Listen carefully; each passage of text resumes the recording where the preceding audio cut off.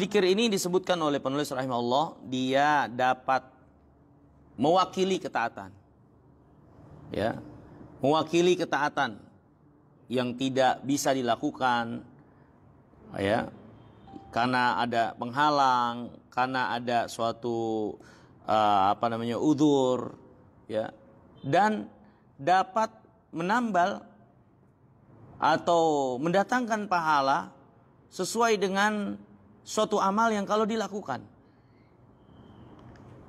Dalil yang menunjukkan akan hal ini, Nabi yang mulia SAW bersabda, "Ala u'allimukum syai'an tudrikuna bihi man sabaqakum wa tasbiquna bihi man ba'dakum. Wala ahadun yakunu afdal minkum illa man sana'a ma sana'tum." Pernah datang kepada Nabi SAW orang-orang miskin yang mereka mengeluhkan keadaan mereka karena tidak bisa beramal dengan harta. Terhalang karena tidak memiliki harta.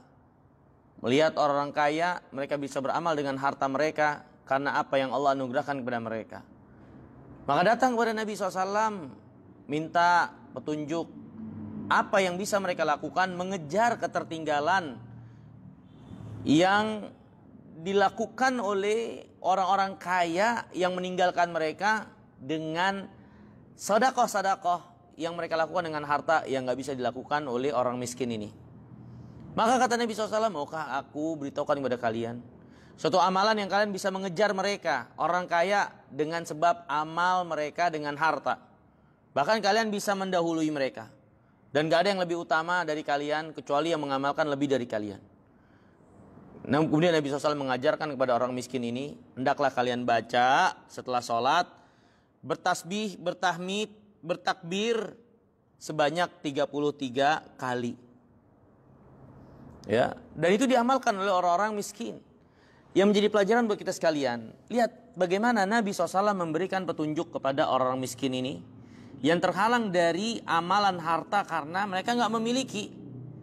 Tapi Nabi SAW memberitahukan kepada mereka suatu amalan yang dapat mengejar amal orang yang punya harta dengan hartanya tersebut. Maka ini dalil bagaimana zikir itu dapat menutup kekurangan yang ada pada seseorang dalam mengamalkan suatu amalia. Ya. Dan kita tentunya menjadi orang yang paling banyak kekurangan. Dan kita butuh untuk menutupi kekurangan-kekurangan tersebut. Kita adalah orang yang banyak ketertinggalan. Dan kita butuh untuk menutupi ketertinggalan itu. Dan zikir adalah solusinya. Zikir adalah solusinya. Ya.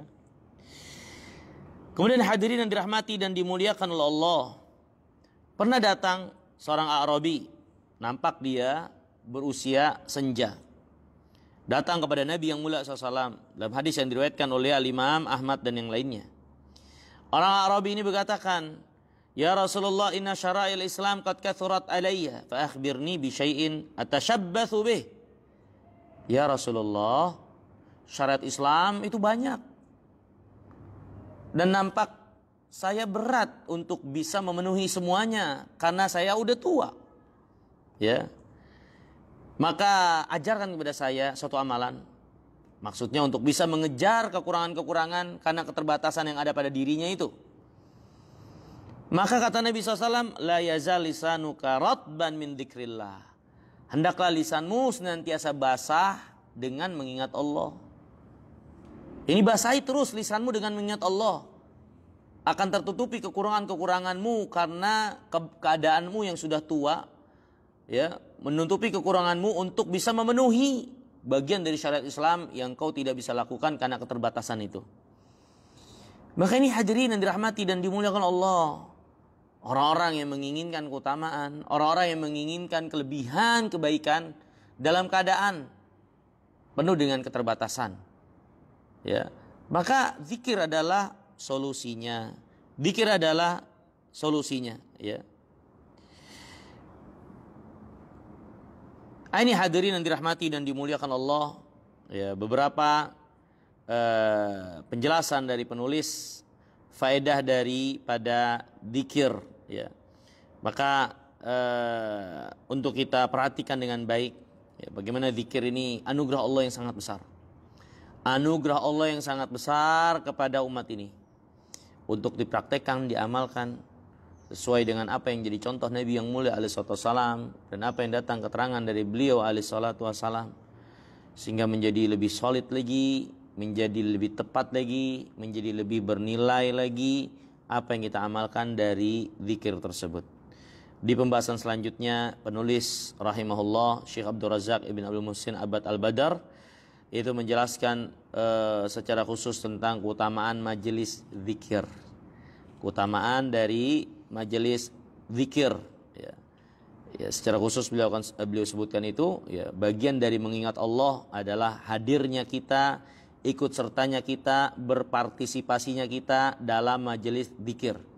Dan majelis zikir di sini yang dimaksud adalah majelis ilmu, majelis yang di dalamnya diajarkan ayat-ayat Allah, sunnah Nabi SAW, diajarkan halal dan haram, dibahas di dalamnya akidah yang sahihah. Nah, itulah majelis zikir, ya.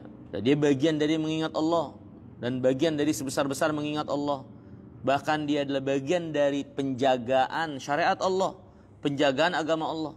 Di antara bentuk penjagaan agama Allah adalah dengan terus membicarakannya, dengan terus membahasnya. Ya, di antaranya adalah dengan tegak dan keberadaan dari majelis-majelis ilmu, majelis-majelis zikir ini. Dalam agama ini majelis tersebut terdapat keutamaan tersendiri, ya, terdapat keutamaan tersendiri yang insya Allah Taala kita akan sebutkan apa yang dibawakan oleh penulis rahimahullah tentang keutamaan majelis zikir ini dari bagian pembahasan fikih, doa dan zikir kepada Allah Subhanahu Wa Taala. Insya Allah Taala kita lanjutkan di kesempatan yang datang. Selanjutnya, kalau ada yang ingin ditanyakan dari apa yang kita bahas, mungkin dipersilahkan. Min soal, ada yang tanya? Ustaz tadi disampaikan apa kekurangan amal itu bisa ditutupi dengan zikir, Ustaz. Ya. Artinya bagi kita yang awam ini kan seringkali beramal itu kurang, Ustaz. Nah, ini memang zikir ini memang sebagai penutup, Ustaz, ya. Iya. Penutup kekurangan-kekurangan tersebut. Ya seperti tadi. Ya, tentu seorang kekurangan yang ada pada dia beragam. Ada kekurangan yang memang itu menjadi keterbatasannya. Ada kekurangan yang mungkin itu menjadi kelalaiannya. Dan zikir menutupi itu. Baik kekurangan dari amal harta, ya, amal harta yang kita mungkin gak bisa lakukan, atau amalan-amalan badaniyah karena keterbatasan yang ada pada kita atau kelalaian kita, maka zikir diantara yang dapat menutupi dan mengejar ketertinggalan kita karena kekurangan tersebut. Sebagai kaidah secara umum, seperti keterangan dari hadis tadi, Nabi yang mulia SAW menunjuki orang miskin kekurangan, ketertinggalan mereka karena nggak bisa infak dengan harta. Nabi tunjukkan dengan baca, ya, tasbih, kemudian tahmid dan takbir, ya, setelah sholat, ya, seperti itu. Iya, memang itu benar adanya. Ya. Bahkan di sini tidak disebutkan secara khusus, ya, atau belum disebutkan. Dzikir itu bukan hanya menguatkan rohani sejatinya, dia juga menjadi suatu penguat fisik, menguatkan fisik.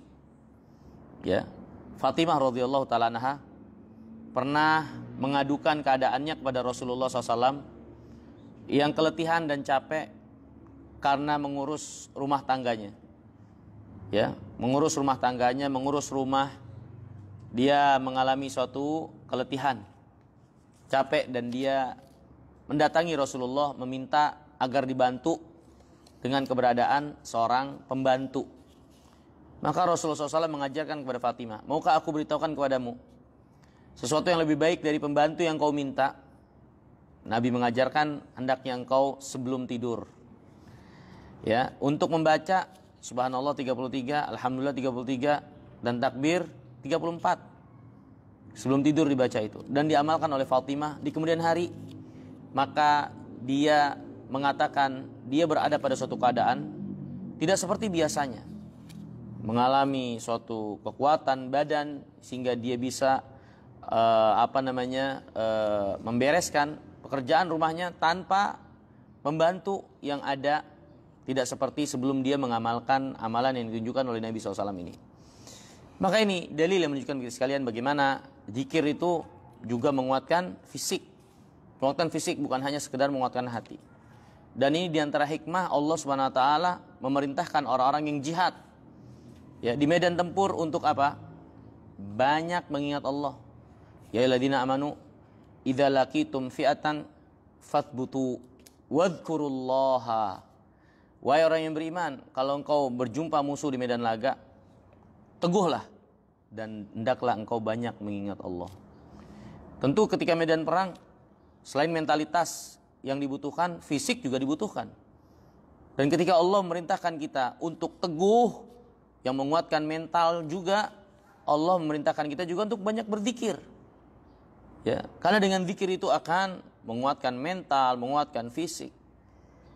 Maka zikir itu suatu keajaiban, rahmat Allah SWT, ya, untuk menyertai kehidupan kita dalam beragama ini. Wallahu ta'ala alam.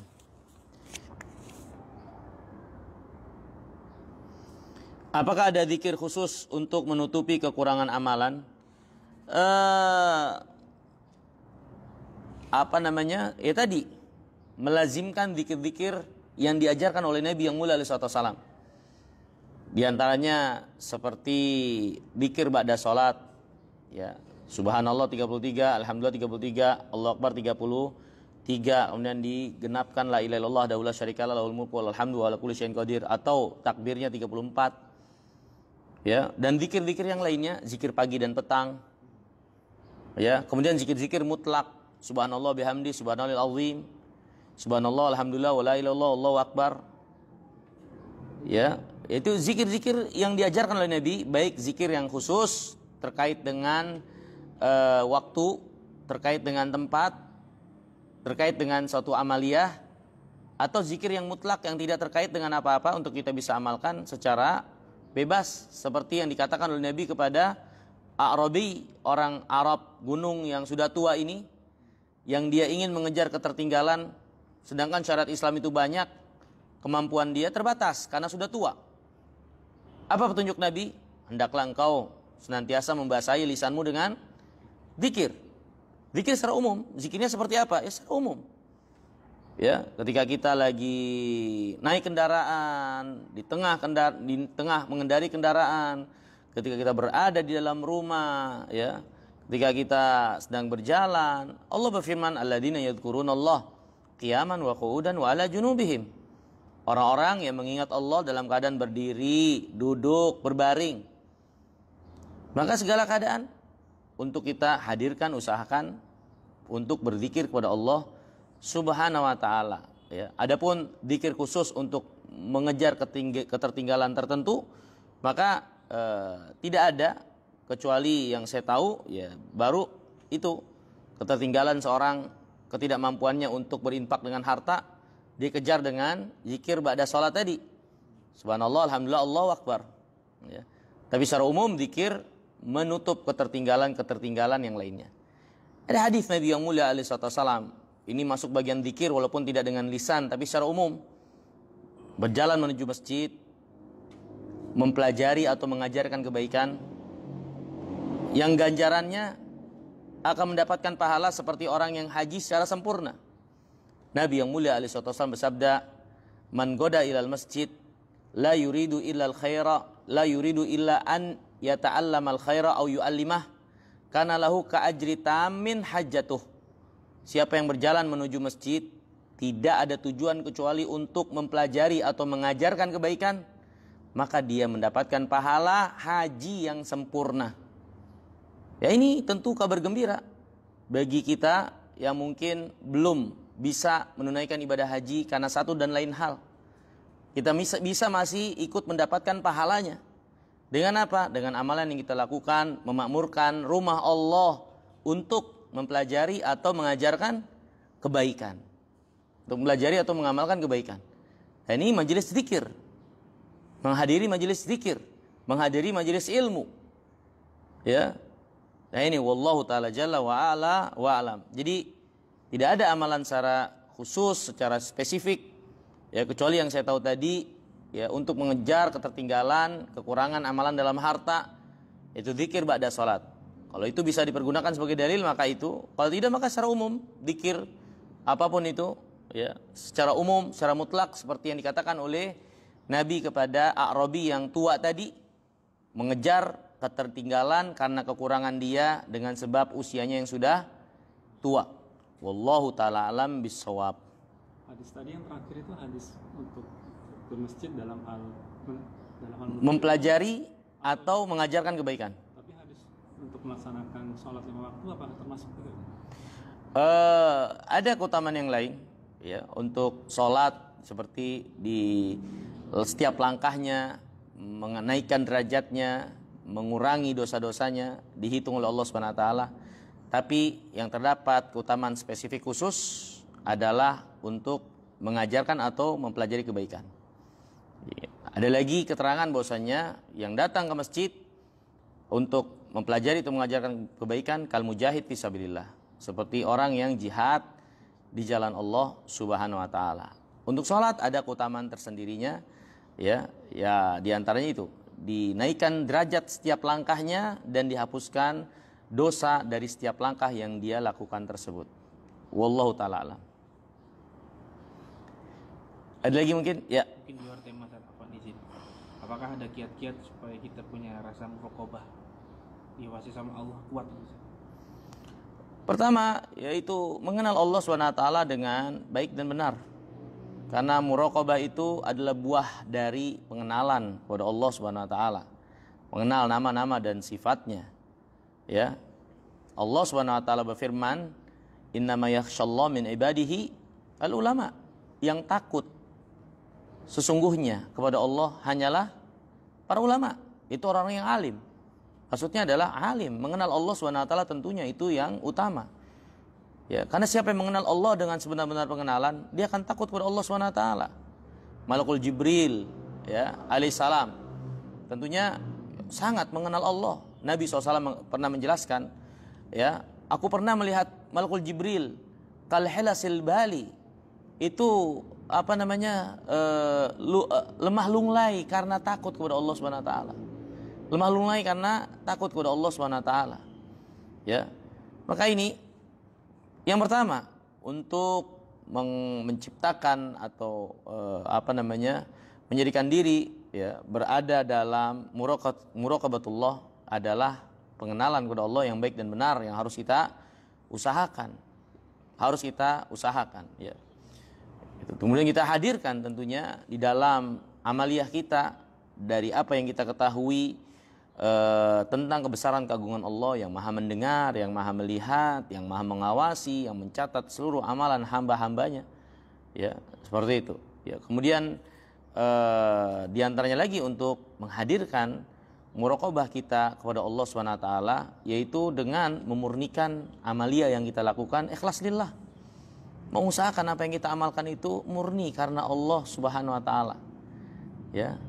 Maka dengan itu akan senantiasa menghadirkan apa yang kita amalkan untuk Allah, mengeluarkan, membersihkan apa yang menjadi tujuan-tujuan lain yang ingin mengikuti, yang ingin menjangkiti, karena kemurnian, ketulusan, keikhlasan kepada Allah Subhanahu wa taala akan membersihkan kekotoran-kekotoran itu. Dan seorang ketika murni, ikhlas, mengusahakan keikhlasan, kejujuran, keikhlasan dia dalam ibadah kepada Allah, ini akan membawanya untuk berada dalam pengawasan Allah Subhanahu wa taala. Ya. Kemudian selanjutnya untuk mengusahakan muraqabatullah dalam diri adalah bersikap jujur kepada Allah Subhanahu wa taala, asidqu ma'allah. Jujur kepada Allah Subhanahu wa taala. Ya, jujur kepada Allah Subhanahu wa taala. Ini penting. Nabi SAW bersabda, "Intasduqillah yasduq." Kalau engkau jujur kepada Allah, Allah akan jujur kepadamu. Ini memperlakukanmu sesuai dengan apa yang menjadi kejujuranmu kepada Allah Subhanahu wa taala, apa yang kau inginkan. Ya, tentu selain itu adalah yang utama meminta pertolongan kepada Allah Subhanahu wa taala, terus meminta pertolongan kepada Allah. Ya, Allahumma inni as'aluka khasyatak. Ya Allah, aku meminta kepadamu rasa takut kepadamu. Minta kepada Allah agar menanamkan dalam diri kita rasa takut. Allahumma inni as'aluka, Allahumma a'ti nafsi taqwaha wa zakiha. Ya Allah, anugerahkan kepadaku ketakwaannya, ketakwaan diri ini, dan sucikan kesucian diri ini. Minta sama Allah doa. Karena sejatinya seorang berada pada kebaikan, kesempurnaan dalam dirinya, dalam beragama, taufik dan pertolongan Allah. Kalau bukan Allah SWT yang menolongnya, dan dia menghadap pada Allah sebagai seorang hamba, maka bagaimana dia berada pada keadaan kebaikan tersebut? Wallahu ta'ala jalla wa'ala wa'alam. Mungkin itu. Sekira kalau nggak ada lagi, kita cukupkan. Satu lagi silakan. Yang tadi kondisi orang-orang Khawarij itu gimana tadi, di hari akhir kan dia zikir dan itu lebih banyak dibanding kita gitu. Ya, Ali mengatakan dia bukan orang munafik karena mereka banyak mengingat Allah. Karena orang munafik tentu yang jadi permasalahan adalah keimanannya. Keimanannya yang palsu. Makanya munafik yang dimaksud adalah munafik tulen. Bukan, karena nifak ada dua, nifak i'tiqadi, nifak amali. Nifak i'tiqadi, kemunafikan keyakinan, itulah yang membawa pelakunya kekal dalam neraka, menjadi kerak neraka jahanam.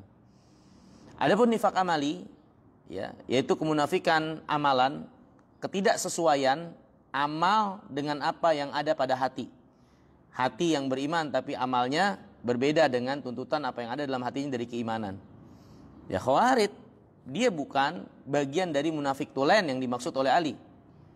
Tapi dalam amaliyah, iya, dia berada banyak kekeliruan dan kesalahan dalam amalnya. Makanya para ulama, Ali dan para sahabat, nggak ada yang mengkafirkan orang-orang Khawarij. Dan orang Khawarij di yaumul qiyamah, ya tentunya sama seperti kaum muslimin yang lainnya. Ya, ada timbangan amalnya, ya, ada pertimbangannya. Tapi Nabi SAW sendiri menjelaskan ancaman berat bagi orang-orang yang memasuki kesesatan Khawarij ini. Ya, kata Nabi SAW, al-khawariju kilabun nar. Orang Khawarij itu anjing-anjing neraka. Ya, sebagai ancaman balasan bagi orang-orang yang masuk ke dalam ranah kesesatan mereka. Ya, seperti itu. Tapi ini kan ancaman. Nanti di yaumul qiyamah ada perhitungan. Ada perhitungan, ya. Tapi Khawarij sendiri dia tidak keluar dari Islam. Dan Ali secara tegas menegaskan mereka bukan orang munafik dalam artian munafik yang disebut dalam Al-Quran yang menjadi penghuni kerak neraka jahanam. Dia seperti kaum muslimin yang lainnya dari kaum muslimin yang berbuat dosa. Hanya saja memang keburukan yang ada pada Khawarij fatal. Karena keburukan yang ada pada mereka impactnya kepada umum kaum muslimin, menghalalkan darah kaum muslimin. Bayangkan, ya, mencemarkan nama baik Islam. Bayangkan, membuat kekisruhan, kegaduhan di tengah-tengah ketentraman komunitas kaum muslimin. Berat sekali, ya. Tapi mereka masih dalam lingkaran Islam. Wallahu ta'ala alam. Mungkin ini dulu yang bisa kita pelajari. Terima kasih banyak atas kesempatannya dan semoga yang sedikit ini bermanfaat. Kurang lebihnya saya mohon maaf. Subhanakallahumma bihamdika asyhadu an la ilaha illa anta astaghfiruka wa atubu ilaik. Assalamualaikum warahmatullahi wabarakatuh.